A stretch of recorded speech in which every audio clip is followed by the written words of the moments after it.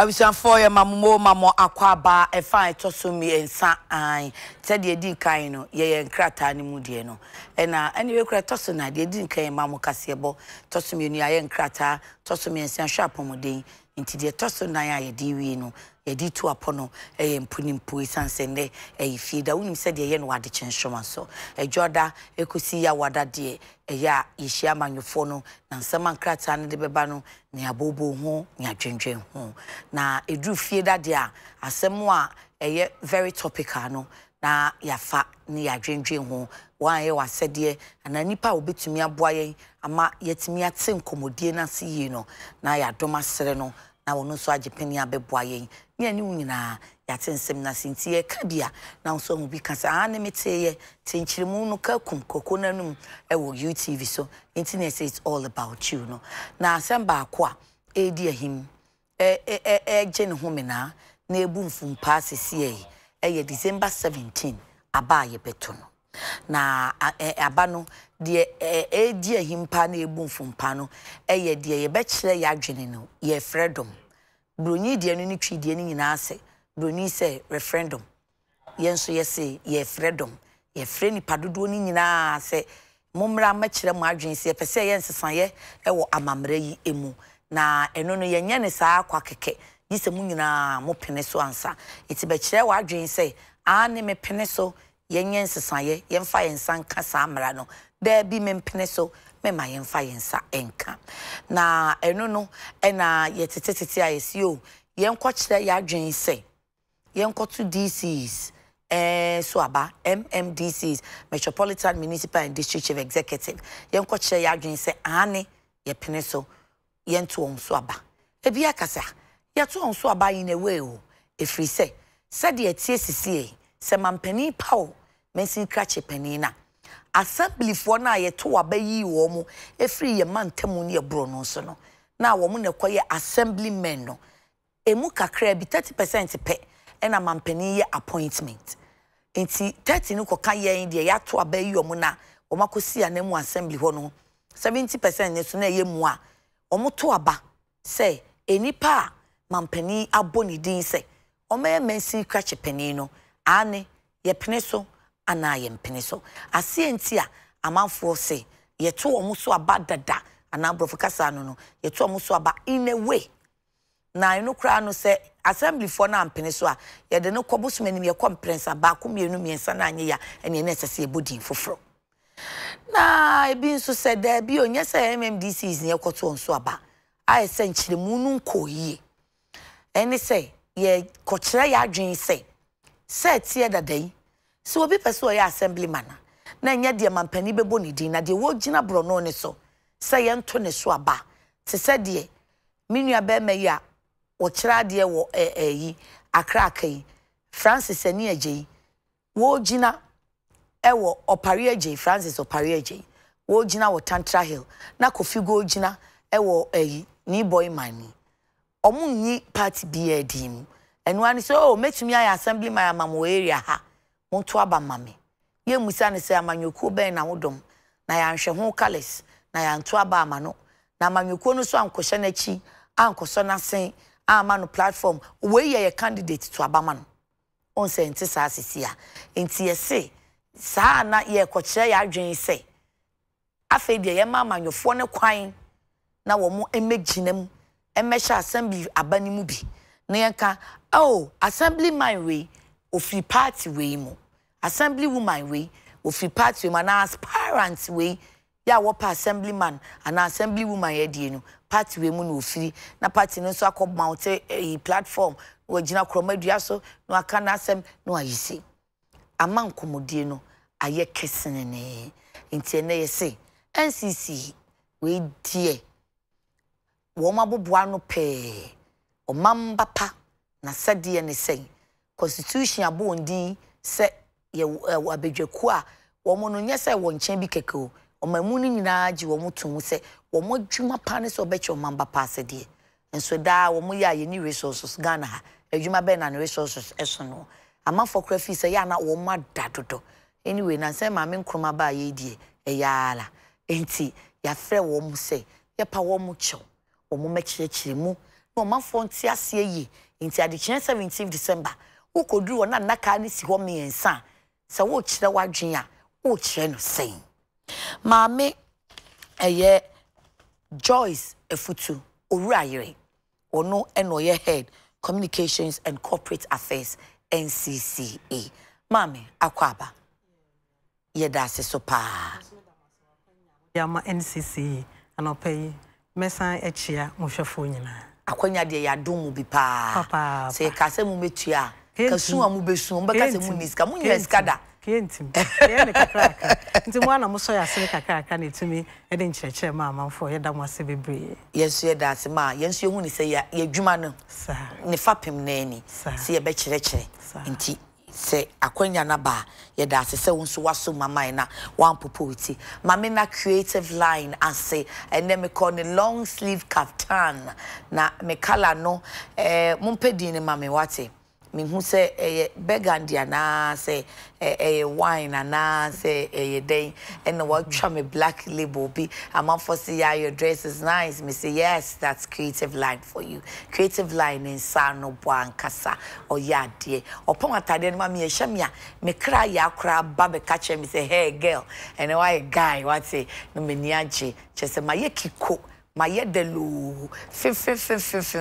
esi chire ni wadi afra on kamfo wa o de etina we me na me kamfo me ho na makomanim enti with the creative line ase if you say onu na ne o mama yedede sano kai say obetimi apam bia ma enne ya quick fix ofre no a obeya ma baby awo bia so ode bebrel ne ho ha onfa na adwuma ni agro measurement ni so ebedem pepepe ade a mepe won ho no we wo ba nra mankoye kosomia na kosomia e na otrition creative line me ton so a na ma sorry me da wo mo ase nti wonso ko na wontwa bi ma sa fefefe 0244695057 and 0264414945 Instagram creative line clothing the clothing ne dey KLO into creative line clothing and our Facebook so creative line say public page to call like it no the latest design be aba na wo Swan Lake Junction on the Obelix restaurant no and AD enimshe MacBook collection so a man pabwapa and my dear combination be our pay o dear no say obefe wonum 0244211491 na se wo ko baby or china and then adechia weekendi I fro krom kojemo wo krom ye wo ho ni nyina wo se osiesie ho na oye fine enti pacho koye grooming e wo studio fix obe fix o lash amount obe wax o eyebrow na wo koba no wa brain so a manifa ho na je massage papa bi ma wo twi na mu ma na wo de shirtless person na ye fe kama and then tia papa ye etwem if it's a studio fix chi nenti ama na ye fine pedicure no obe your manicure so no ama gel polish fe gel acrylic nails kama first studio fix 0202966553 make an ye de omanfo mesremo mo amunim da nuama a one ne yere na nko mote community 5 no ne ho kafo ma me Mary nuama Owurayere ofi mu na anu no china enwo ye no Jape krom wo German north and German south yes German south wo Jape krom ayempro no mu enti pamcho china munkoja da nuama ene ya ene atajiwa ni kofini reta na wo munkata omu mame ene wo mu yue ene wo mu dofo echi na bibia enye kama pa edamasese mbekwa akogya mu nim se de ade ato nani no enye onua enwoyi ti munkoboa no ntumi ma nuama na amanfo dodo na nso nim se ma me sewa brakatu ena ne wafiri mu no afi ye monkomo yes Auntie Joyce, some Auntie Joyce, how are you okay? Oh, I'm okay. Yo. Auntie Joyce, your education, as you say, 17th December. And mana abaye beton, me say mafis him say brobako. Auntie, ye to dear hene. Yo, me that's 17th December no. O mamba pabia was sadiam yensa our coupling station wa obekwa ko di ewo ho. Jedi kan no, obeto aba no yi assembly member baako. Okay. De atosumi no. Ubeto aba no ye unit committee nipa num okay nti se wokọ na nipa num pepepe na omu gina wo ho na chese ye nto won so aba na so omu bru num dia obeyi nipa num for unit committee members. Two betting back.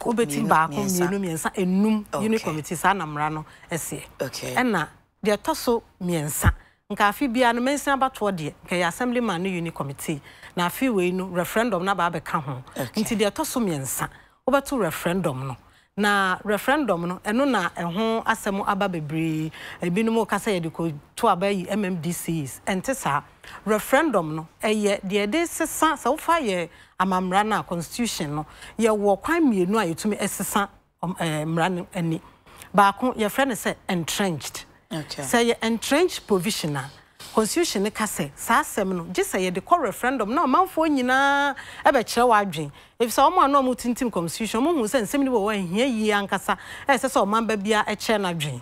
nti na ye wo de toso mienu eno ye non entrenched provision. Non entrenched provision eno ya nem si form wo mrahye bedwa ye parliament no omutumi sisemu e ma ne ye yie nti sa wo hwa 1993 bra ye started fourth republic no na Ghana ye need dual citizenship. Na constitution neka na eye 1996 yes sign ema ye benya dual citizenship nti so ye citizenship of Ghana you can hold the citizenship of another country nti eno no parliament ena ye nti ye wo sa kwan mienu ewe so ne fa so na referendum na ye ba beto no 17 December no eye referendum a ye pese ye sesa article 55 clause 3 na article 55 clause 3 no e kire se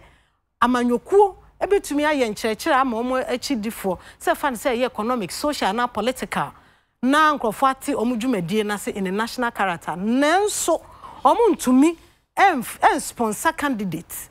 ana omo campaign ma omo nko district assembly ana lower local government units se fan se unit committee ni ade nti so hwa mensini abato ni amamuo no amanyosam ennim a non-partisan. Nti article 55 clause 3 na ye ko sesa no. Ye kwa akɔkyerɛ adwen sɛ na ye gitum sɛ yensesa article 55 clause 3 na ma ho kwan na manyokuo mfa wo ho magi mensina mamuo ni mensini abato mu. Sɛ wo gitum ane a aso ye hwa abato so no electoral commission ahyenso de omode aba no sɛ wo gitum ane a yes eye yellow nti ho na obetim na se wonyi ntumu se amanyokuo mfa wo ho magi mansina mamuo ene abatuo ni mu a wo betu daabi enu no ahyenso de wo ne dark brown na watim so na wabobo na wo de ato adaka nim nti 17 December omamba pa bia asede miensa na obekwa akoye no polling station ho de dika wo beto aba where you assembly member de toso mienu obeto aba no yi nipa num for your unit committee members de toso miensa obeto referendum issue no se wugitum ana se wunyintum se wugitum a obeto ane se wunyintum a obeto daabi. Okay. Sa ni miensa ni nyina okwa officers a ofi electoral commission obeti paper ni nyina ma obaako ana obekwa akoto baako aba no aba abeja ba process ne tisenti se ye nhia obiem na 17 December ne dru na obi e call ni polling station so okoto aba na process ne tisenti se de ye to aba ye presidential and parliamentary ye be ma parliamentary na wato na ode akotum na waba no abaji saa na be ye se de be ya enko frafra because ye de miensa ne nyina ama wa obi kra betumi atim referendum de na ode akoto assemblyman de no we nti saa na ebe ye. Okay, great. The one ba asem no a referendum ne die no. Na adenti na yenti ase na monka ma yenti ase se be ye na politics ana party for ebeba district assembly abanim assemblyman ni assembly woman for die no. Na fe ICCE ye koche adwense ye koto DC for so aba. Confusion ni fe. Minim adekronti asa confusion aba. Na ye guso aso ye nkyerɛkyerɛ nso na obeti na obi akogina na waka na obi akogina na waka se de medi ka kan no me se constitution ye okwan mienu a ye de esesem nti sa wo hwa de amasa nsunsuanso na ba no ye article 243 clause 1 na sa article no eno na ma omampani oti adwaso e paw MMDCs no e de omko assembly na ye to won so aba assembly members 2/3 majority e to won so aba na omobeye MMDCs ewo metropolitan municipal and district areas. Na eno na mrahye bedwa omo yes omo ye nsakraye se tembia yankasa yakasa bia omampani owo ne tumi doso ono appoint ni panyina nti ye hwe se sa tumi we no ka ye begye fe omampani ho na ye de ama omanma se omo ankasa omo nko yi MMDCs so ati ase said the beya ebe to me promote accountability because they say DC no kro wo empo assemblyman to na aso abade na onim say omampani na apa no nti ono na oyo accountable to na nye nkrofo a omo yi omo say omo nkosi omo anemu nti no sa 243+1 is different from 55 na ye kwa akoto no. Okay. So 243+1 na bill wa parliament a omo di hu dwuma omo be pass. Sempo se omo yesa nsakraye no na ye di tumi no ma omamba pass omamba se omo ankasa nko yi MMDCs na ye call referendum no na ye gitum se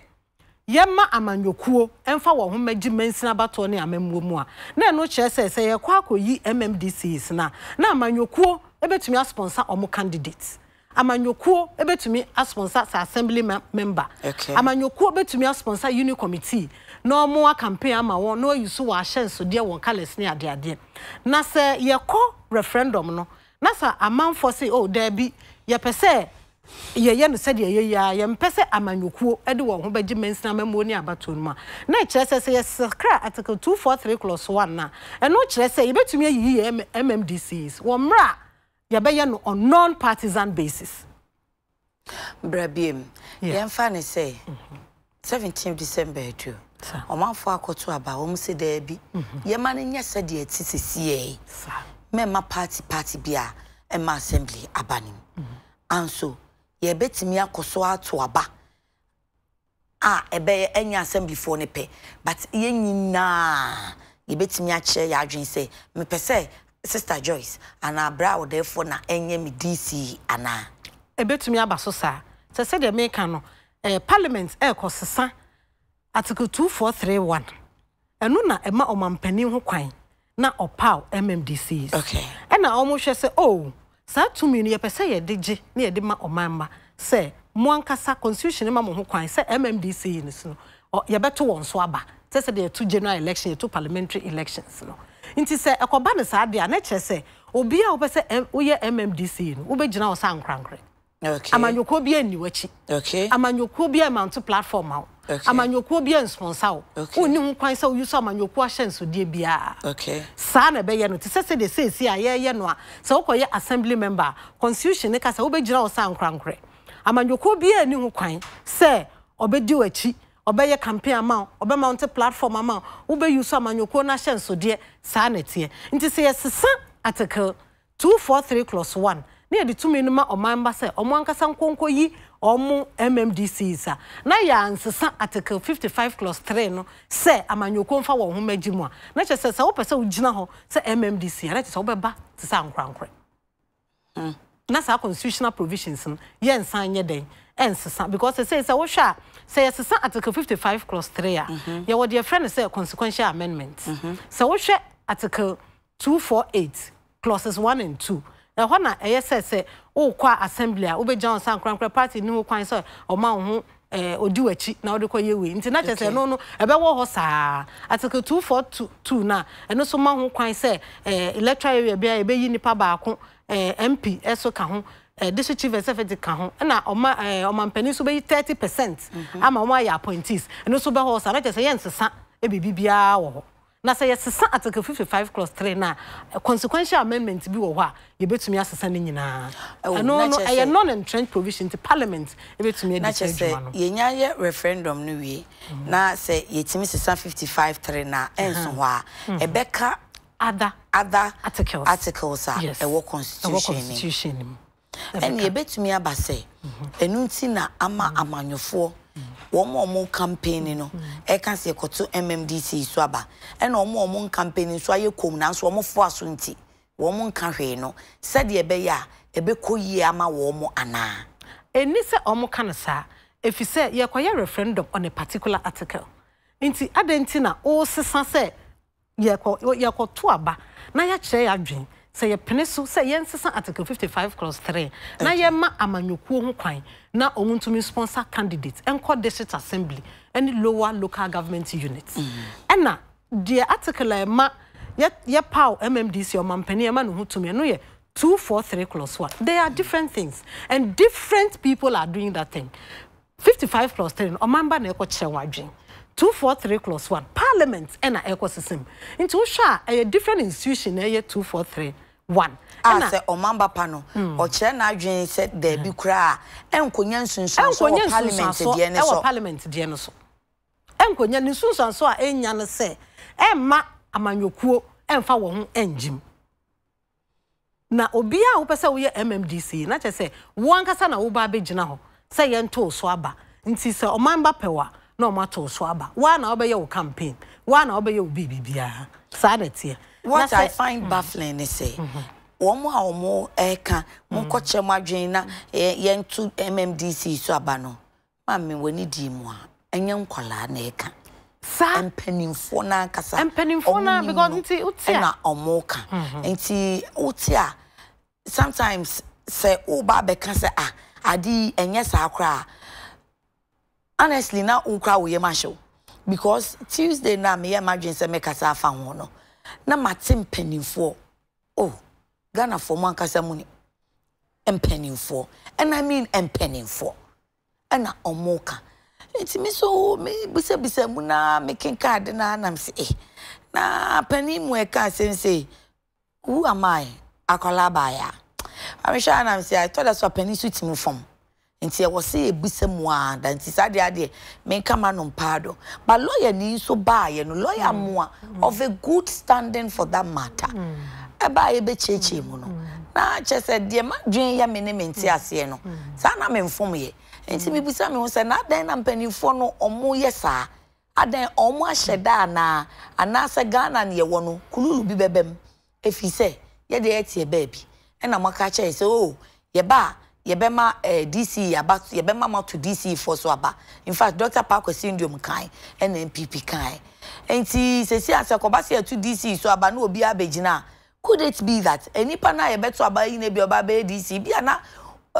wo behwe no onfiri aban ni mu anase one party ni twaka bia na obema assembly na ye ungovernable eni kan ko chase emfiri ase a na ye mopo bi nto manfo na dwem so that ye party for ba ebeye den because I am still at a loss say I didn't hear that simple but ye can money ho sa yeah I ask from ye that simple until sometimes ye shan cheche ya say check akra but won say sa we na nkrofo kaka it is negating all that we are doing me feel say ade no wo obi ankonko kan ye say ye call referendum ye ko sesa article 55 clause 3 article 55 clause 3 de akire ni say amanyoko betumi akire won echitafo say fa nyoma say ye political ye amanyosem ye economic ye social ne ade na emom omo ni ho kwan some be sponsor candidates akọ district assembly and lower local government unit simple iti ye kosesa enu ani say ye gitum say ye nyintum no enu na say ye ma amanyo omama ete because we are confusing the people ye ka say MMDC ya obi hwe say me kwa me nipa bi a me nim no so wo ba bi no me hu ni mfoni wo ballot paper no so nti me hu ni mfoni a odi we ni betum sa Auntie Joyce ebetumi so abase to say we church article 55 thing mu district assembly elections DC ne so say ye to ne so aba in a way ye to no so aba na name sifo na to so aba ayi assembly members enti said ye be ya say eba say ye amend 2431 na afa DC no so obeba no obetumi agina party demo enye anu ntina bia ama omo kanisa yes say ye gitum say ye ma amanyokuo omo fa wo ho magi mansini amamwo ni abato mu a na no kire se ye ma omamba tumi se omo tumi to abayi MMDC na kire se ya manyokuo no na obetumi ayi nipa no na ode aba obi betumi agina as an independent candidate na manyokuo so beyi ni de aba nti de omamba no omo pe no eno no ombeto no so aba nti referendum ne de enye de ye kwa yi MMDC so anye sankofo be disappointed because nkofo nim se me koyi me MMDC di ati sa assemblyman ukwa se ohun nipa no mfoni e wo ballot paper no so na ye kwa referendum question no yes or no yellow and dark brown e na ye kwa akohunu nti se ukasa manfo ko to abayi omo MMDC na okona nipa kwa no mfoni ni so a e de na aba o da bi omo se kona ko kire wadwen se ye nto aba enyi MMDCs baby entisa article 55 no ye kogye atum ana ye nyintum se ye ma amanyokuo ho kwan na omofa omo ho awontumi sponsor candidates omontumi support candidates enko district assembly any lower local government units. Yes, I am fair, near balance, Kakra. Yes, say assembly free. One kasa, one parties, necessary, woman chidada. Sir. In fact, in the course of the week, me EC former chairman, Dr. Kojoafre Jamokase, Omo ye dada. Entian ye young way anymore, Emma Omo and ye. And American, because of one who post a cry, what's no baby and a sifri. So, and nuntina, ye casse, Saman for Jitum. Send ye yamma amanyukono, Emra no form who majimua, Anne a yellow, now what? So one yin to Muswa, there be dark brown, no what. Nemo changing of Article 55 and yet the year quack or two MMDs say swaba. Okay. Article na a maquine na omampeni a pow MMDCs no. And no ye Article 243 clause 1. And no, like I said, there will be district assembly, I'm paraphrasing, across the country appointed by the president. Assembly no, 2/3 majority, ebe to one swaba. Okay. It is article na parliament peso sesa. Na omama ho kwan ye ne se omanfo no na be elect district chief executives. Okay. Nti eno no se ye gi article 55 clause 3 ne tum se an ye pene so se amanyokuo ebetumi as sponsor candidates akọ district assembly and lower local government units na ne ye ma wo ho kwan so mo fa wo ho magi mensina abato ne amamu nti se bia akoto mensina aba na ye MMDCs another assemblyman another unit committee for amanyokuo betumi de omo ho aba abagim. Okay. Sana ni twaka no etiefa se ye gitum se amanyokuo mfa wo ho magi mensini amamuo ni abato mu a ene ne etu mensini aba bia amanyoko betumi ayi omu nipa on betumi a campaign on betumi adi omu anim kan amount platform ama won ni bibia na se sia de wo mu die ye se amanyoko enka ho nti ankrankra bia na se wo ye wo campaign electoral commission e be mount platform ama omu wankasa na se wo ye obi bibia ne se wo ye amanyoko bia hye nso de nti twaka e wo mu ne se ye gitum se yema amanyoko Enfa wo ho emeji anase omo sponsor candidates enfa nko district assembly ni lower local government unit dia na chese se ye to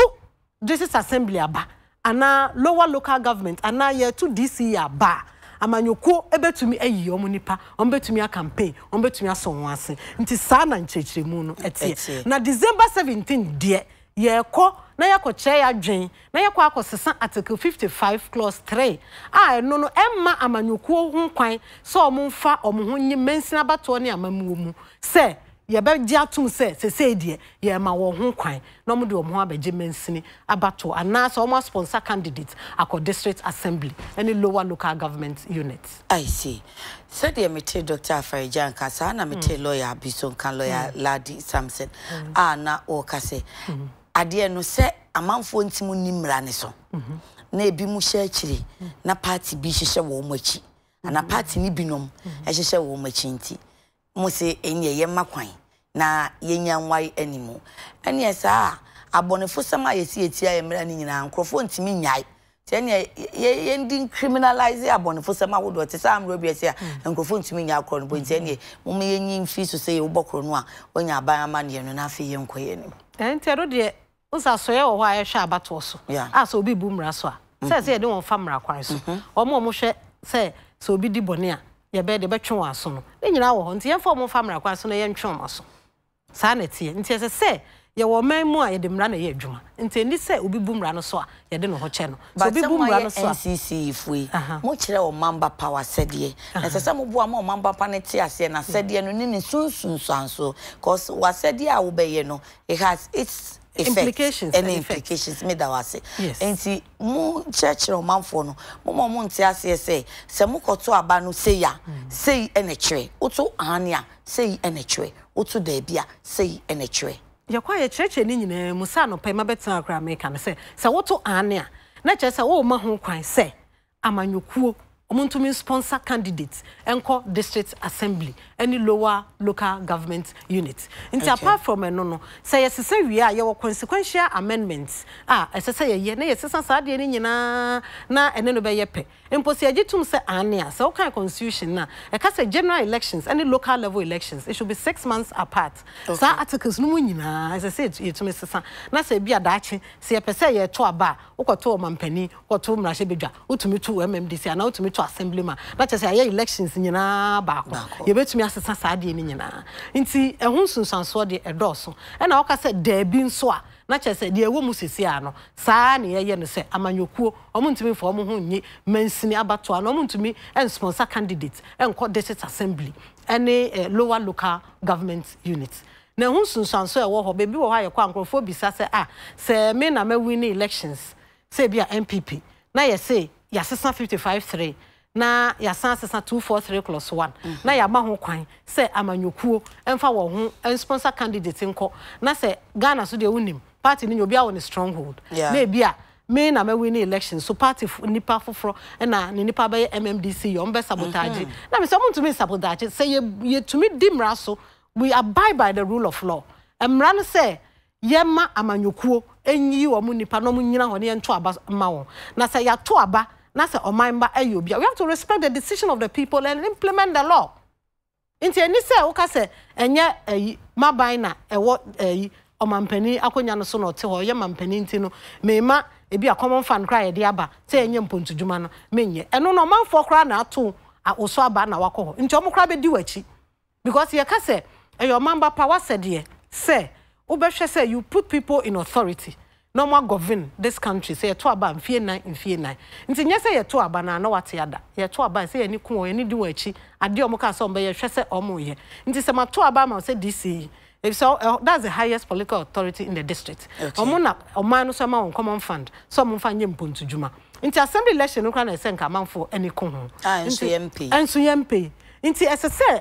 say waba na ya ma no common fan na niam esese oye no eso oye oto aba yi disi utumi kọ no ho e ka se ni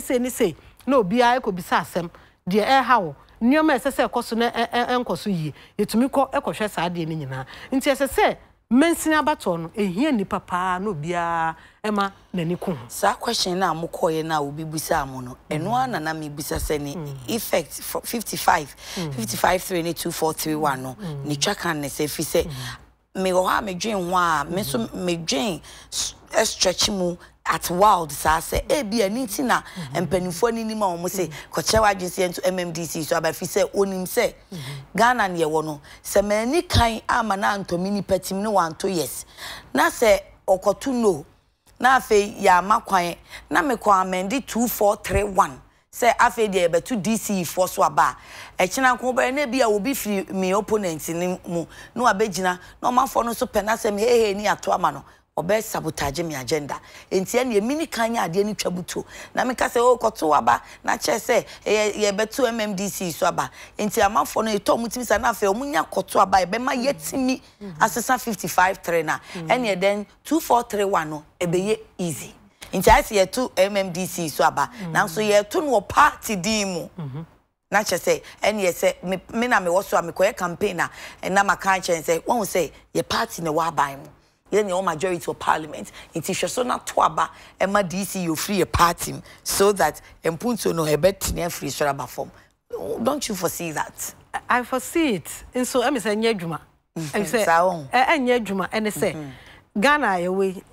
obi anim say political party mo stronger no dependwa I see we kra ejina ho instead say opposition nipa e ba be jana de to ombeto aba no ama no okay it cannot happen say we betumi aka say ye ne wa aba mu nti no tuma ye DC obekwa akogina ho nipa no so wo omo pe nti say if we believe in giving power to the people ampa ene emfa ho say ye be sesa article 55+3 ana ye nsesa ye mfa tumi ne ma enipa no no man ka say omo nko yi omo nipa omo pe nti no che say wo oba no join as independent candidates na wo na nkrofo no pe no mo nim say wo betumi aye mpontudwuma wo mansinima ese etumi eto aba ma nti saa de na amanyokuo susu say omo de hye nipa adwin mu ama omo ehunu say ukoto say wo gitum say yen sisa article 55 clause 3 na yen ma ho kwan na amanyukuo emfa sponsor candidate enko this assembly nti so mo kwa na chese party a owo so no obetumi Ghana ha nyina entumi nsisa because ye wo obia ne party a owo ene nipa osusu se onkosi na nemu nti se saa ne dia ne moma yenhwe na referendum na yeto no question na titru no yenhwe ne yenduketi omamba no ewo ho no mu hu no anye saa so ukasa yekoto MMDC so aba nipa no esusu se okọ na okọ obehu nipa mfoni anase bibi wo ho nti ebema na aye bibi wo ho enti mom na sem na yekọ akoka no yekọ akọkire yadwen say ye besesa article 55 clause 3 na ye agiatum say amanyokuo ebetumi sponsor candidates across this assembly and a lower local government unit say ye gitum say ye nyintum ye nka ne saa na amanfo entiase say ade we na ye kwa akoye referendum me gitum anase me nyintum me gitum say omomeye na chese mensini amemwo no mensini abato no ene this assembly ebeye party sem amanfo no gitum o mankasa besusu hu ahwe say ye party sem ye general election ye mampani aba ye party sem mrahye bedwafo aba ye party sem boayen anase ye moayen if say wo hwe ye mensini na ho na mpontudwuma nyina ekoso na ho no non partisan if say ye ba no say boni bi na asi ho a any party we any party we na beka ye SSA non-partisan but in reality Auntie Joyce non-partisan so ana in reality na make an obo wa ni poster kra o de asen on hu a otumi wo hwe colors na otumi hu ba bi owo adanti na won aye wasade so enhwe na omma mra no nya dwuma na make na so ye wo hwa ehwe abato so ena ye wo law enforcers anti so obi bu mra so a ese etumi ene ni di sa mra no ba se obia ebunani agusu but yes aso e ha adwene e mapa nti omo hwe abato so ye omo asade no so obi bu mra no so a ese ye twe aso omo so a omo de mra no ye adwuma no omo so omo hwe se omo betwe ni pa so ye bu so ese ye twe aso na mom de ye kai ne se 17 December se wo kwa asade amiensa ne wo ho ese wo ye se wo beto aba ayi assemblyman de to so mienu wo beto aba ayi nipa num se unit committee members na de to so miensa wo beto aba se wo gitum say yensesa article 55 clause 3 na ye ma ho kwan na amanyokuo entumi sponsor candidates enko district assemblies ana lower local government units say fa say unit committee abato ne saa ade no eno no sa wogitum a electoral commission e de si ho say yes na chance de ne yellow e ho na obetim say wonyi ntum so a no na chance de ne dark brown nti e ho na obetim na wo de atum wo de tum wi a obekọ fie obi ankonko gina polling station ho if say a restricted area say dey to aba ye no wo to aba wi a na wo kofie ye bo no onum na say wo pese wo hwe say dey ye kenkan no na bia assembly member bi wini na unit committee na wo pese wo bosi a na wo kọ na say dey ye ne da na abato ne be start anopa no nso ye be wi anwumre no onum akonya ne de wafa ne ye pa wo ye education no na unit committee for ne so say e ba say yes changes of 55-3 amendment here almost ebeka wo mo ana I saw mo no mo ye local lower local government unit this committee ni so be gina ji so gina o party dim a party episode de no kwa na ono apese kwa obetumi akọ se enya ma ho kwan se amanyokuo ebetumi sponsor candidate akọ district assembly ana lower local government unit na amanyokuo besan etumi sponsor obi wo unit committee so nkoye unit committee member na almost wo asudie pa unit committee members ni assembly members emprepi nkrofo beka so ye to aba ma assemblyman me hu ni biom de ye kan say assemblyman ye ntwa assemblyman ka assemblyman okọ assembly sitting and a subcommittee sitting no just sitting allowance so twan 4 years no so no okọ na mo ex gratia nti bosume ya kan say ye ntwa wonka na nti se de mra ne tie no saa na ye kọ nti assemblyman so ko gina ho na akọ promise na meye kwan meye school ska be na ade kwa akoye hwe this week committee bio David ya ka tro mo se wo kwa region say one household one biogas toilet ska be na ade kwa akoye yeah sika be bi a obekọ assembly no kra na assembly wo development plan for all follow dada nti nyoma kra mpontudwuma assembly na hye se bi e be ye wo electoral area no e bi na anya within the 4 years e bi a 2 years time nti yakasa assemblyman gina ho san krankre ka de obetumi aye se woni wo mo bedi nsawoso bra no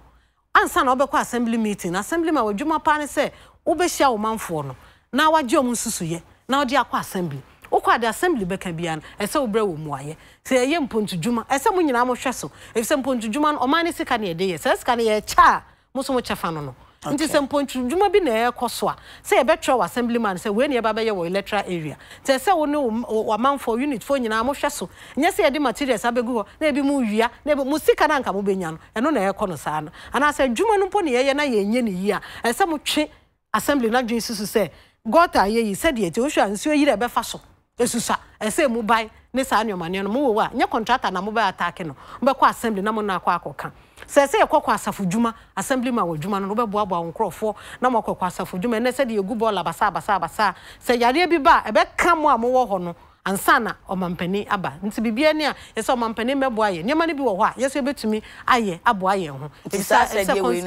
constitution ye ma obi obegina party din mu no aba be ye no you must contribute to the well-being of your community nti say na unit committee for no so omo wo adwuma sempo rateable persons omo wo unit ho no esa assembly staff ba mo bo omo no mo hu se efie wei nipa dodo say na edi efie du nwotwa mutumi to ato na ya trotro mo di ni ahwe ni nyanka mo bo assembly no mo discuss to me dey ayem pontu djuma e internally generated fine nyoma esese omo ye wo ho se ye ncheche NCCE for cry ye beba wo unit wa ba ye ncheche robert ni edi nsa wo so na yaba ba ye unit committee for no bia wo na djuma esese wo ye births and deaths se ya wo obi ewu esese mo hwe se mo register wo ho a mbo hwe sa nyoma ni nyina aboa ye benya data e dia plane na etumi oman no etumi eden akonka nti obi awo adwuma nti nyese wo gina ho se unit committee member wo gina ho se assembly member no na tra ye to aba ne wie no nkofo no se o mu hu da bida enti sa o afesu se nkonko promise se wo besi school dan wo beye we nya wadwuma no no even MP square ka kire o men nkonko promise if some ko promise a o mu ntumi nye e na nkofo bebre no so o mu hu MP as a development agent instead of the assembly no na oman no ama won common fund or dey mpontu djuma nti nye MP adwuma so besi school dan development agent pa district assembly omo adwuma pa no they are in charge of the overall development of the district unse project bi o here project akese no national say ye highways ye highway ni ye sa nyoma no national project ni way but development of the district ankasa say yesi ajanabia yesi ebi classroom block ne sa nyoma no e assembly na dwuma ebi e kwan feeder roads na so asese so moko grade ese sa nyoma ni nyina e assembly adwuma nti enye se ebi wo ho a no mo kwan ase yesi omampani mra ebi wo ho ajanabia yesi omambe e assembly na dwuma nti yenhwe se omo be ye omo adwuma se assembly member wo kwa wade ba kwa betumi se obetumi alobi ema project etumi aba wo electoral area ho ena ye NGOs bebre ya omo boabo amanfo betumi ye proposals na o de ko ba bi na watumi age sa nyoma na ba eba it's a plus ema wo nti enye se wo kwa wo twetwe assembly no nko se ni development obeye wo ho na ebe ma mpontu aba wo ka bibi se yenya ka se yes Emma 55-3 at the 17th December na. Who you so bro for bisafe ye be consequential amendment. Ebi ne sense mu se ofa our break constitution. Eno no ye di kan a draft bill da odada and answer ye dependent on results ye benya ewo adechie referendum no emu. Na say dependent crowd ye ne de ye ene sese no so ye nya changes wo. Eno na make say say no de bill no for 243 no e parliament nti say ye G55+3 no ye gitum say yensesa na che say there will be an overhaul of the even local government act and other constitutional provisions e kire say mra no ma ho kwan e ma amanyuku omfa ho nye mensini abato no ebi ni article 242 so eno na kire the composition of the district assembly e ka say electoral area bia e be yi nipa baako e ka say government be appoint DC owo ho e ka say MP ye friend say member of this assembly e na the atwato no e ka say government no be appoint 30% e mo ma ko representing Nkrofo nti say ye to MMDC so aba na ye to san Nkrofo sa appointment ni nyina no e say ye hwe appointment bia say ye ma no ho kwan say on appoint e wo article 243 na sa appointment ni nyina ye besesa ene ye wo ka article 243 na eno so ne clause 3 ne we no na ma ho kwan say political party move sponsor nkrofo akọ district assembly nti say ama ho kwan of 55 clause 3 dia ye be sesen no afi so say wokọ article 2 nti say ye ma ho kwa wo 55 na ye be ba be sesen sa articles na emma ho emma omampani kwan so paw no ye be yi afiri 2431 ye be yi anu afiri ho afi so articles a ka say wo pese wo stand say assembly member and our person stand say lower local unit committee a say oba say dey ankrankre eno nyina say yesesa okay ma ho kwan say amanyukuo any some sponsor candidates any some campaign ma won sa eho ni nyina ye betumi asesa e wo constitution nim afa local government act eno so ye besesa local government service nyoma bebre overhaul of the local government system to accommodate reforms ye pese ye e wo local government system no okay Any anu si ebe hia sika pa na dia isa ni aman nyina. Ne se bibia de de sika na ye. Nti ebe ye no nkakra mbe hwe so mbe face because say as wo hwa say yesesa article 243 clause 1. Na ye ma ho kwan say omampani enyi MMDCs bi le say ye beto won so aba na say ye wo mo a na che say enyoma bebre ebesi. Say MMDC omo wo ho no omo 10 ya ebe end 2020. Okay. Nti se ba se ye gitum se omampani ma ho kwan se ye yi wo na che 2021 no e se ye yi wo na ye beto won so aba nti eno na be ma party a omo Ghana ha nyina no obetumi yi unipa se gina ho na ye nto aba ma na se ye gi 55 no ye kwotire ya adwen na no but eno no me fan se ye gi to me na what 243 clause 1 na ema omampani kwan se omampani se na se gene de mo manfo no se omonto omo so abade a na che se MMDC se omo wo ho sese no omo tani abe end 2020 nti na che se 2021 na ye beto aba ayi MMDCs nti eno na se ye gi 55 clause 3 ne tumu a amanyukuo e de won ho eba yi candidate na say ya nyi 55 clause 3 antumu a na kire say 2021 obi a opese ugina ho na ye to aba ma say MMDC sa obeba say ankrankre party enim sana no so cry ye possible sir say ya nyi 55 3 na antumu kra to me no mampani ho ne wo nti still obetumi aka say monya amendment na me mo manfo no nto omo aba no ankrankra anti Joyce for wo NCCE kra otumi gina ho because enye party asem but say ye nya cost 55 3 na anti Joyce ntimi mediana me because madwuma na me ye no emma kwan enso say yansesa no dia ubetumi aba if say wo so mo man no keke enye partisan I see. Na ebiem consequential amendment na ebeye no. Say ye gitumi no free man peninsem say 2431 no. Ontumi emfa empower MMDC ya. Wonu de obetumi ayi adidie. If say mete MPB monka na o monka say oh ade no kra ye ba abaye ne ye wia ne ye nwie ye. If say bibi su sanhye say any say ye beto aba ama DC fo ni nyina that is if ye ne sampa still no woto abakora wotumi na pem ebedru ba bi no mrane bi su hye ba bi a kase mampani betumi ayi adi da bi na menti those consequential one no ni nyina na ye besesa no nti ba bi a se nyame na me appoint wa mentumi nyi wadi nti those are some of the things where eno na me kan eno wa article 243 hwe ho okay clause 3 no bon say wo ho okay ba bi I say the position of the district chief becomes vacant bra wawu and I say bro mampani yi wadi and I say we those are and I say you have to vote of no confidence okay those are the some of the consequential amendments okay into me kind with microphone ati na microphone yes anti Joyce semen kai to be kama it's 1992 constitution article 243 no clause 1 there shall be a DCE for every district DCE mean am kind of short sir for every district which shall be appointed by the president with the prior approval of not less than 2/3 majority of members of the assembly assembly present and voting at the meeting. 2, the DCE shall preside at meetings of the executive. So those are the functions of the DCE. Now, 3, the office of the DCE shall become vacant if a vote of no confidence, supported by the vote of not less than 2/3 of all members of the district assembly, is passed against him, or B, he is removed from office by the president, or C, he resigns or dies.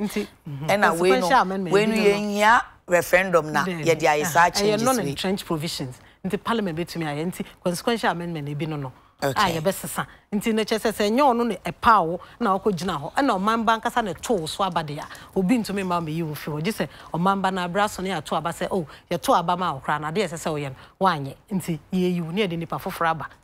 I see. Amanfo kan say assembly ye ntua wo mka wo kra waka but omo boka pa ye mo na pe na omo boka nka assembly ne de wo ho se wo kwa akoboa na mponto akoso wo electoral area wa ye wo mpesua no so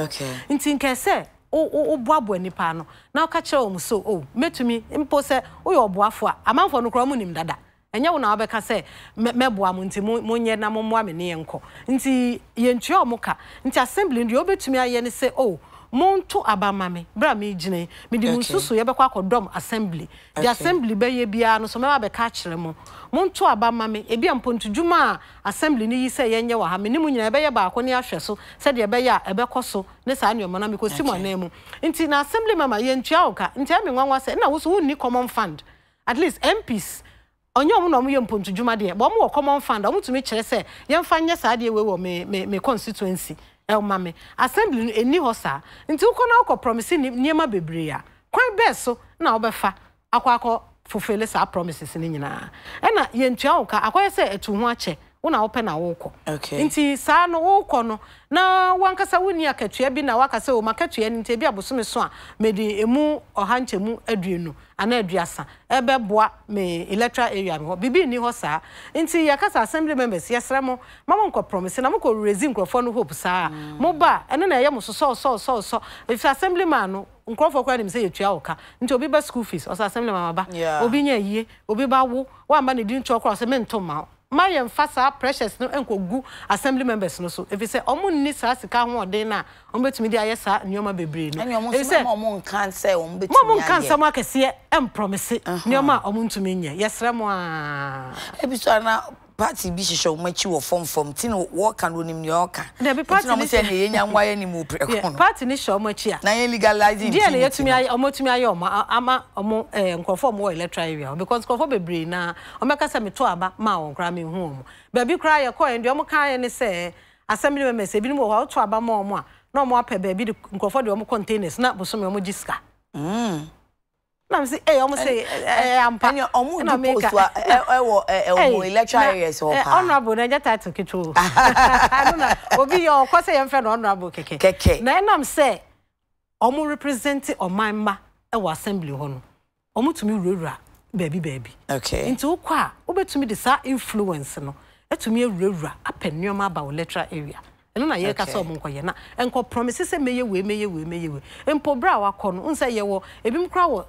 sister city relations e wa assembly se wo nti through eno no kra otumi nya nneoma ba electoral area nti ko ho ne ko hu de wo ho ne hu de obetumi aye na mom promise say me ko ye we obi ba na obehwe employment a global issue wo assembly member nipa say na obetumi employ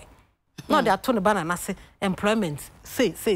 ondumenye na munso hu sa se ni nyina ye ni assembly members eye nkyerɛkyerɛ say don't go and promise if say we promise assembly na wo kono sika ni ho a wo bekwa because common fund na eba no emu wat nyema am no beye mpontunjuma am beye nti say wo aka say employment wo ko employ am wo hefa e wo assembly ho because employ global issue a national issue nti uko fato ho say uko my employment with this assembly nipa say na uko akọ recruit omo e wo this assembly ho Auntie Joyce say eba say ye hu say omanfo 2 years a ye be o se sesa mra no bebre eno de na omanfo na adwuma asa no adwuma asa de aka no ye de MPs no ne aban lawyer penny wo mo no mo twotwo mra ne mai wo mo be ye ediaba so omanfo no to da bi nso a aseche ne say so omanfo no to da bi a na che say ye be maintaining non-partisanship of district assembly and lower local government unit elections na che say ye ma ho kwan e ma amanyuku no emfa wo ho enye den emma emagi mensene abato no mu ye ma wo ho kwan sa nti say so mampani di ni tumi no emma say yenye omanfo ento aba enyi omwe na sa tumi na baby owo tumi no eno ne de ye betumi asakre 2431 o ti se to da bi kra amampani pese o de tumi ni ma obetumi di ama so amanfo ye nyi be ye non partisan okay be ye non partisan no ye nko hia say ye besia ye changes bia ye be hia baby a opa wo nipa ne nyina na se ye tumi esesa okay because it's saying say on some power bi mu a na esesa sa ho ni nyina ye non entrenched eno parliament ebetumi asesa ho no enti se odi ni tumi ni be ma se ye ntu DC so aba ana se on fama se ye ntu on so aba onu abepa no ene de be ye no 17 free de eni twaka bia 17th ne de ye kwa akokire ya dwen se ye ma district assembly and sponsor candidates emra district assembly ye ma political parties Yama political parties kwan no mun sponsor candidates enko district assembly and lower local government units. Ye peneso ane anase ye peneso debi. 17th December referendum 55-3 no. Ha ye nsase pese parties ne mremu ifiri se omo ye dada. CRC Constitutional Review Committee for no. Womo kan bibi fa ho. Ana womo ankan womo na chi ye kwa aprobo. Omanfo no kan sen. In fact, CRC no baby wo ho am report no amanfo epese omankasa yi MMDCs okay and no NCCE kra no ye research in 2015 okay to assess some of the institutions in the Fourth Republic ye parliament ye district assemblies na ye media okay na district assemblies no nipa dodo respondent 69.4 actually omadwen say komunya nka omo ankasa be yi omo MMDCs because omo feel say eno be promote transparency omo feel say be promote accountability because nkrofo be dwen say oh said ye yetumi to aba ayi MP na onye se wa anye de ye pa yetumi sesa no ye beto aba ma yankasa DCs omo ye mpontudwuma wo ye mensini ho na se wa anya ye be sesa no nti ye wo other studies a e kire say amanfo no express the desire to do that. Na sa desire no mo pese nipa no mra nkra se omo area na mu bi emra se oni party bia mu anase no so omo pe no MPP NDC CPP GCPP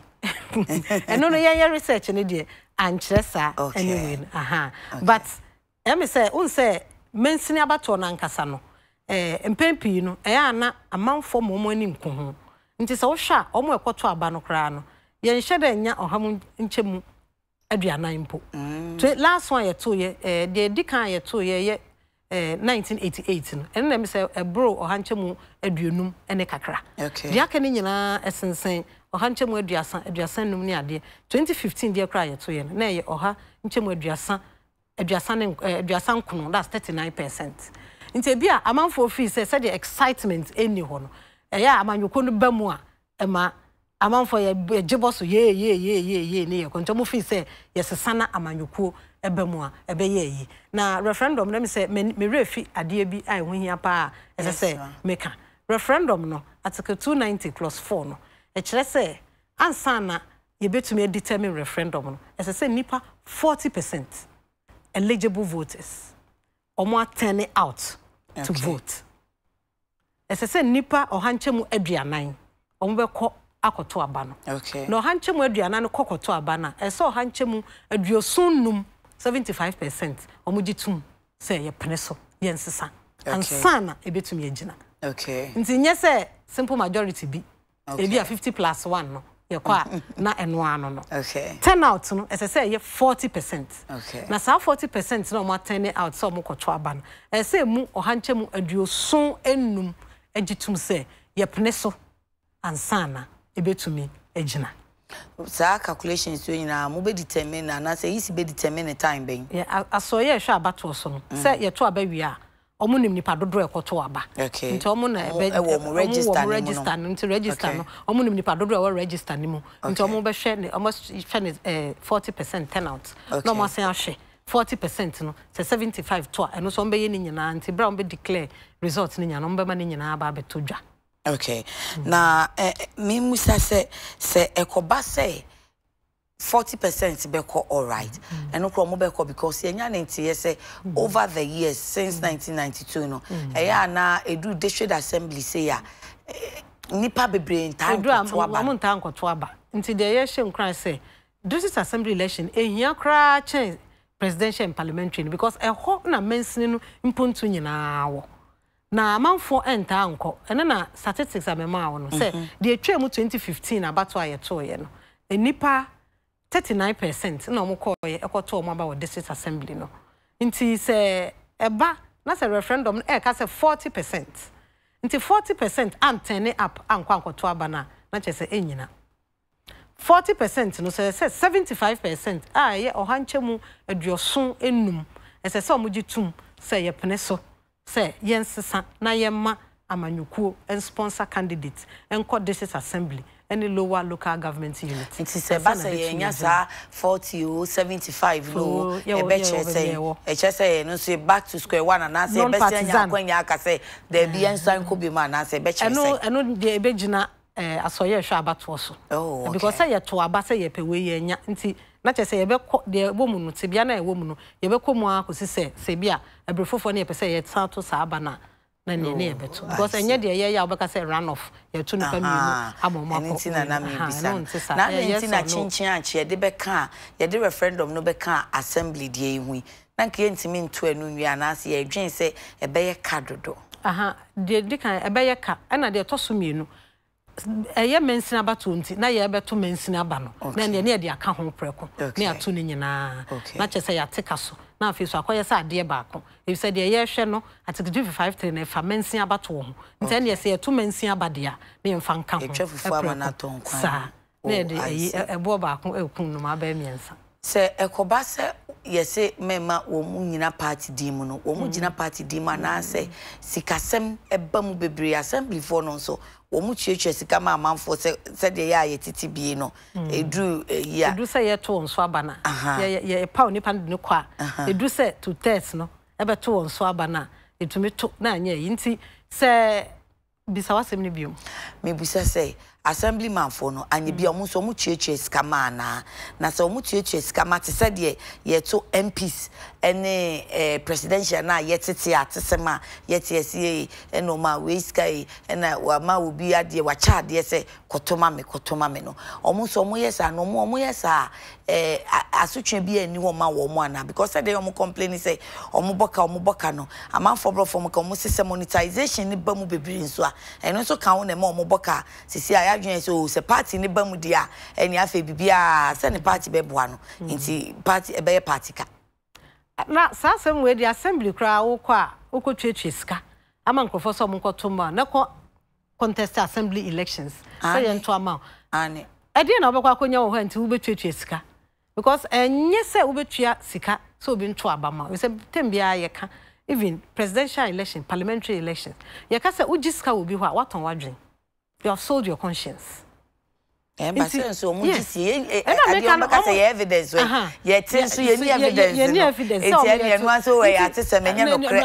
it's just a mere perception.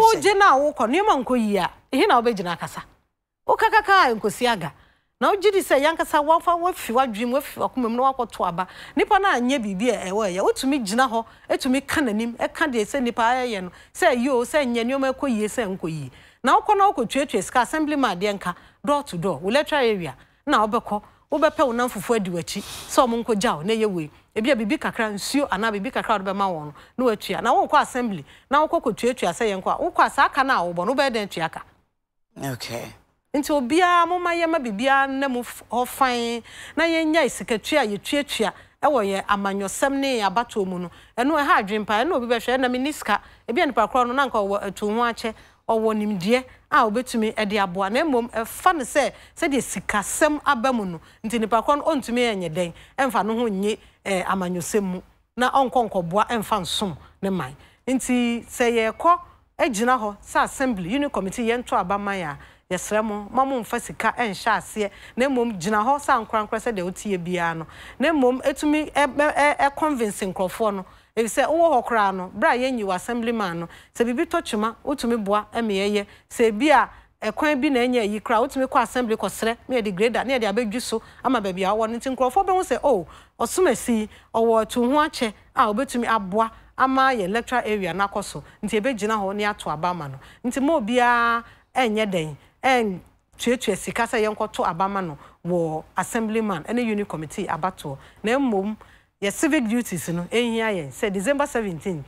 Ghana fo nyina wo 3 civic duties so mo ye de edi kan no obeto aba ayi assembly member de to so mienu obeto aba no ayi nipa num no mwesi wa 9 wo unit eho ombe unit committee members de to so miensa obeto referendum issue no for the proposed amendment of Article 55 clause 3 ano na emma ho kwan say political parties and sponsor candidates and court district assembly and our lower local government unit. Nti sa ojitum say yemma political parties and sponsor candidates and court district assembly any lower local government unit dia na ubeto ane yes ashen so there ye yellow to say me t-shirt am shey sa wonye ntumu a ubeto no eno ye dark brown na de unsa etim so until December 17th Ghana mamba bia sorry waka yanyitwi na yenko nkoto yaba no fefefe otu wie a kofie na yebo no num na opese wo hwe aba ne nkenkan a na waba yebe hye ase anopa no nso yebe wie anwumre no num yedam ase ma wapon you Mpu yes was se your friend calling segment ka ho call it there be ka pese yenya call him ma me amanfo be friend no maka so yate ase ana bibi oh Auntie Joyce be cool be but like 30 abo okay Prince Chair Auntie Joyce 15 minutes be opese amanfo friend na omu hu say NCCE omo ya ade enti o de be lines in the tum 15 minutes be no nti omanfo nka but nanka me point so said ono a ye na education de de na NCCE e na mo nkasa amanfo se mo ada dodo enti ya na mo wo hen de e koso nyina ye ntimo ka oh ncheche ne de ya pa ya pa vote for MMDCs ko chewa dwene nto MMDC so aba ne mo e chen mo nka mo ye ntimo nka unse de ubonyuma ne ko wakrata no se ye ni ko wa biem da ubonyuma nkrata ne electronic and print se bia opani bi ko gina ho a ade achi a obia de nani ebedi achi na se mimi ko gina ba bi na me kasa nipa kakra bi nti yes sana eba no nti yesremu encheche no se ye ma amanfo adwemu eyom na abato no ebe ha adwene nti ye ncheche na amanfo hu ade potin a referendum issue no eye no mo nti ase sana etie okay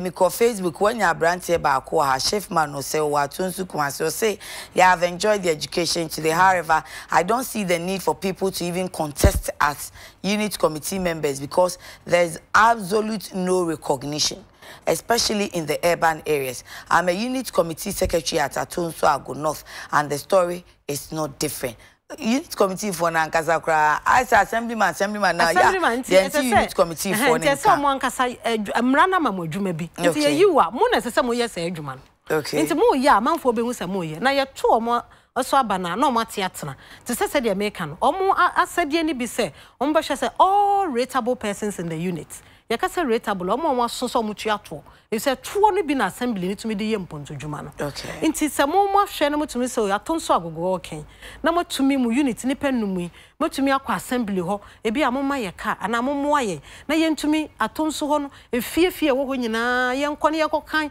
ye nkɔ twetwere mu din famra mu na motumi nkɔ gye omoto adwuma no be no so you have to make yourself relevant if you say wo ko gina wo say ye nto unit committee ma wo no adwuma wo ho say relevant and assembly ni so spell out ni duties ni duties eno de wo local government act no say say 936 okay spell out say adwuma die ni nyina na ya wo nti say ye to aba ye inaugurate omo say the inaugurate assembly no ye inaugurate omo Auntie Joyce when you call about kumase for no feel you party mama fa Michael obofo hello nyaba akwaba yeah nia Auntie Joyce person what won kan what in church na say but I dana se pa ni church empe say ya na ye hwehwe se bibi se mo de omo beba no mo be chetre mu amaye kele be ya ye be nyanti ase na ya sire mo ba ya miss we de me ko to jogu fom miss fremo NDC MPP no e do sododo yes fremo e sala mo tana ba ya mo pa professional and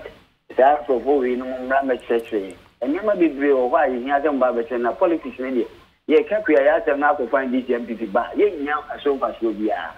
ye ka di sia ho tem na ko find DC MPP ba ye no kra ne da ho pa so mo ka ye fremo ya mo fa sa ko yi ti se de o de ma no ya be emra na wona betima aka no kura na wo ma cheche o ma fo ama ye hu yi bu nkumi ni fa because you said the who can be about too. Yeah, 2 about change if you I think it's so young. Go to my member, but she's your own baby and it's so buyer. Michael, what can I say? Now, so moon in fast. Or money I did one mobile beba muno. Say, you could share again. Say yes, 17th December now. One mobile assembly, one more bempty, and one mobile tin fish, basic from crank to crank. I am no found a you for no tumbra. And ya near dinner bay, say be our name was sent Cafone Kai. Yasha show, Juada could see our dad, the Uchu money better near pay. The NCCE people, see Danny as a mamma. Michael Yate, your bayan is our mamma, Mamma, dear, your bayamam, why? Rahel Ewola, Rahel Aquaba. Rahel. And I'm Elsa Rachel. Rahel. Good morning. So I want money munya papa. Dan uka krebi. Oh, line munya still. Munya Rahel and Rachel Mr. Cyber be line munya papa. Na ayenshe. Yes, Auntie Joyce. Now we church a unit committee for Nejumano. And I make an say 2 on so aba. Ye no great o munyina say ye no great assembly nte so money assembly no eden enya nsawoso ebi wo ho a both assembly car kra na ekọ ya announcement ni sa den so mo ka ho ne omo ko nti if omo so mo nyina ye ntwe omo ka nso omo na de omo si wo say ye nhwe ne ye ntwe omo ka ya sa adwuma akatua nim de ne ye ya but ya na de ye ho si wo say mpese be ye mesom me man eno so na ma ne dance no okay ma ye fa na wo tashi nana Amen. Akwaba. Yeah, and mama. Tashi him fa koso mu na mami. Me wa Rasta. Ah, Rasta. Oh, okay. Then I hate you. Oh, the mo kano enche mu ya pia pa na. Emfe. If you are mo kan say party, any partisan free party seven free mu. Utwa omo ntade e show no background. Obi ani baby obi e free bawo. Nana chayo enye sese ani esi enyi wo mu free mu. Sa na kamera ne kire se ensese omo bam. Enti 17th no ye kwakire ya dwen se te se de wo bekan se wo mu colors na kire na ne yenya makwan ma wo mu enye. Sesi ayi de mra ne se memma party semu mem. And then so I say, ya no more fast yaye. 17th no abano me ensan e beto no ba ko say, ye nche ya dwen say o ene ye nyama wo mo nye. Party sem ne mrem. And I said there be a man nya said ye tie na ye ma party sem mem. I feel na Matthias ye pa. This a name to be that. Oh. Na wo your mamba bone. Oh ye papa mesra December we dey ya ko. Me dance. Onsha on so nana. Auntie Joyce, so ye dwuma ye enko ye papa. So can be and na make can say unit committee no. Ye ntuaka. Ye nya unit committee for kaka referendum. Ye ka referendum no kaka. Referendum no. 17 December 2019 omamba pa bia wo asede miensa a wo kwakoye e wo polling station ba bia wo to aba bia no na de edi kan no wo beto aba no we assemblyman de to so mienu wo beto aba no we unit committee members omomo ye nnum nti wo betim nipa nnum omo anim de to so miensa no ye referendum na referendum no ni issue ni say ye ko akoche adwen na yakosesa article 55 clause 3 na sa article no e kire se amanyoko bia wo ho kwan se obeye nkyerɛkyerɛ ama wo chitaafo se fa ne se ye amanyosem e fa ne se ye mpontuo e fa ne se ye bibia na mra no e ma ho kwan se political parties on sponsor candidates akwa district assembly and our lower local government unit inti se yes article 55 clause 3 ne dia na ye kogea tum se ye pese political parties etumi sponsor candidates ekwa district assembly and our lower local government units ye place so obeto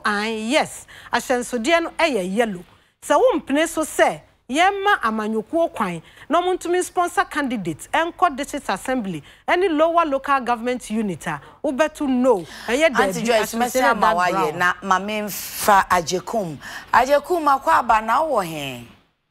Bajo me whatsapp man yo yentie we Bajo na me bese me bisa se asara ma ko na etu mo ka bosom ya na ma yi no me ha no okay Auntie Joyce so Auntie me nya na adwuma man fato so na tie no Auntie Joyce. Yo, said the medical can assembly members no. Yen sheda ntwa won ka bosome. Na some ko assembly meetings a ye mom setting allowance.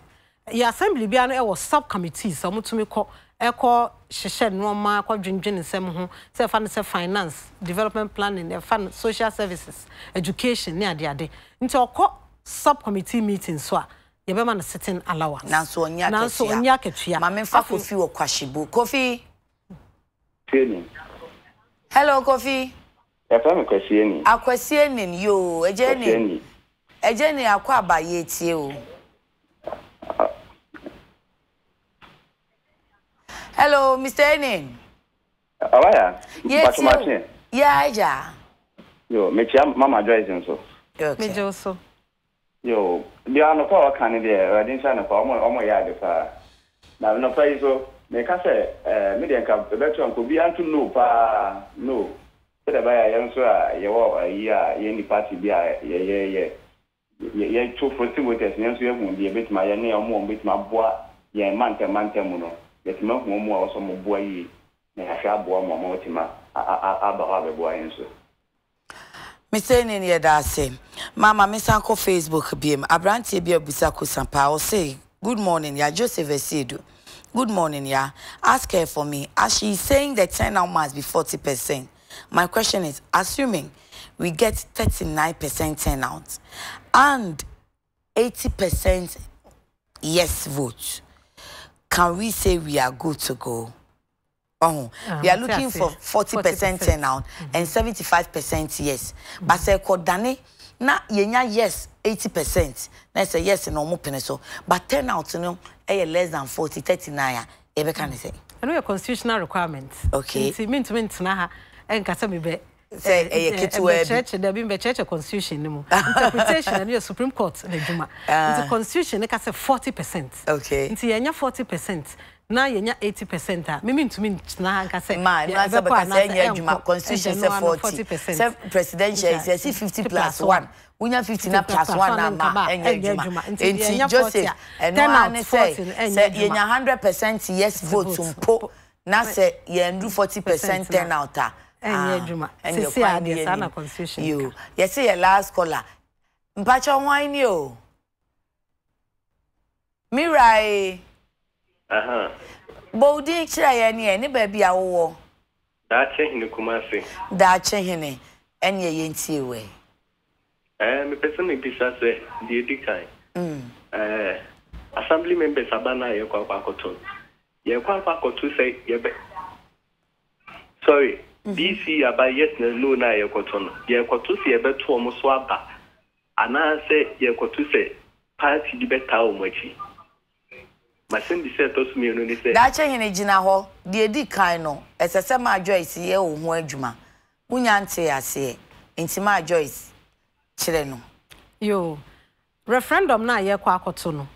ye kwa akoto na ye de a kire ya dwen se ye gitum say yensesa article 55 clause 3 eno no emma ho kwan ema amanyokuo en sponsor candidates en co district assembly ana lower local government unit inti say ye kwa kwajatum say ane a enye MMDCs na ye kwajatum say ye nto won so aba ana ma ye nto won so aba na emom ye kwajatum say ye be sakra article 55(3) a wo constitution ni mu a emma amanyokuo ho kwan say onfa ho enyi mensini abatuo mu nti se yakwa akogye atom dia na ene ye ma political party kwan se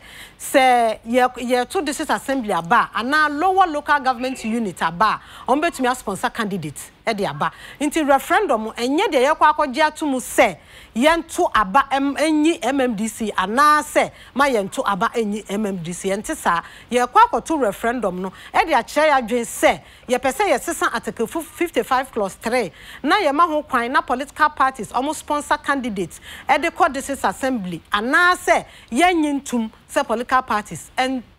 sponsor candidates and co district assembly any lower local government units me da achehene what you say Pacho mate hona se okay enti enye se ye kokase DC for ne to nso aba na we ye kokase munyai form ho aba no mayen na yenye no di obi ape bia wo mra me mo bia fa party di aha Ohene ye tie o mentie ye free TV no dwom no na tie ye wo phone ne so. Na ye. So my assembly say to me no le say.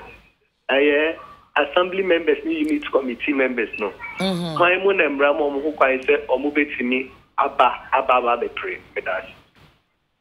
Oma be pray dey. Mo gina ho say. Ombe baba be gina mu. Okay. So kwan mu na mbra mo kwan. Okay. And the factor so now man show credit why Auntie Joyce be cheche mu. Auntie Joyce cheche ni mu what na say. Obia obetumi gina ho say yento abama no say assemblyman and unit committee member no ye Ghana ni. Okay. Wadi mfie dunwotwe. Watwere ni din. Okay. Na dwimu da ho. Okay. Ote mpesua no so ba bi opese ogina na yeto abama no. Okay. Na face say bia se waye bibi na ye de nakoto prison na waba na mfie du atwamu a otumi gina ho se yento abama no se assembly member and unit committee member. Okay. I mean sure say what was na me chairman bi say me can carry ma. Chairman Mafo say good morning Oba. I have to be very honest watching Auntie Joyce. I have changed my mind on NCCE. We need more education on social and civic responsibilities, especially tax payments. Into what me at yes, unit committee for credit me ko boa chire dima assembly say if you we move for no omududu ye say o omo won say omutua tax ni na so NCCE for chairman say be ya ye beti omonka no enu na ye problem no ya frame do number yes Auntie Joyce be frame okay it is a see the Facebook questions no asano no ansan so ene na chese time na so cause we Auntie Joyce na ma ye bie kwan no Auntie Joyce anka ye mie kwan na anka ye ha manfo pa ye da wase se o ka se ye mie ni asu ye asuti a ye bie enti de ye de besia nie ade chenshoma Friday edition Mpu Ne Mpu no memoir last education fi say mitumi say o se essential biem ansa na 17 December no kra edru enti said ye be say Auntie Joyce be education last upon ye enti ma me nkasa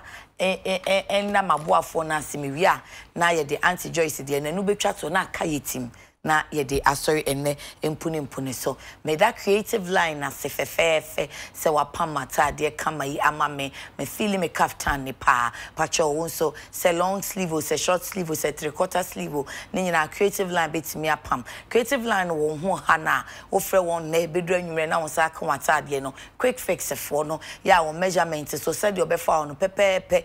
ba edam obeka se we die ye de breme na so na ha ya na adwudwu sa no enti hwehwe creative line chi akwan na wo china sai fro bi na wokɔ a wa hye African we kra week no wa hye coat ne ties a wo mre e ma no so sesem kakra enti ma creative line empem bi ma owo yes one Lake Junction wo North Cape oni Obilex restaurant no edi animhwe frɛ wonum 0244 695057 and 0264414 now studio fix and so be CSO beauty fixes say oye wonsa oye wona wo more na sem na making ye twu na mu ama wona mu aye smooth kama na wo shempa boa why no for the no and as ye show lash no na ye wax eyebrow na ma no Jolo E Plaza 2 abonsan na best pension trust wom no enu amu na studio fix e wo fe on 02029665553 and Pabwan so dear a Macbro collection. Macbro or Pig Farm, which I be the Pele Plaza no, Elquanim Kakrea Bia, Unsabin Comso, for 0244211491. Midide yakunama ene Mpu Ne Mpu ne Auntie Joyce Afutu Urayiwe ono eno head communications and corporate affairs ewo NCCE yesua ade Auntie Joyce yesua asede a esese yekoye 17 December 2019 na asede medical aka no obia Ghana ni bia wo asede miensa a esese okoye abato aye ba betu de kan obeto aba eyo assembly member de toso mienu obeto aba eye nipa num ombe unit committee members for unit ho de toso miensa eye referendum question no na referendum question no se wo hwa ye kwakọ sesa article 55 clause 3 eno na ide abeto se propose amendment of article 55(3) nti se wo kwa question na wo behu e wo so se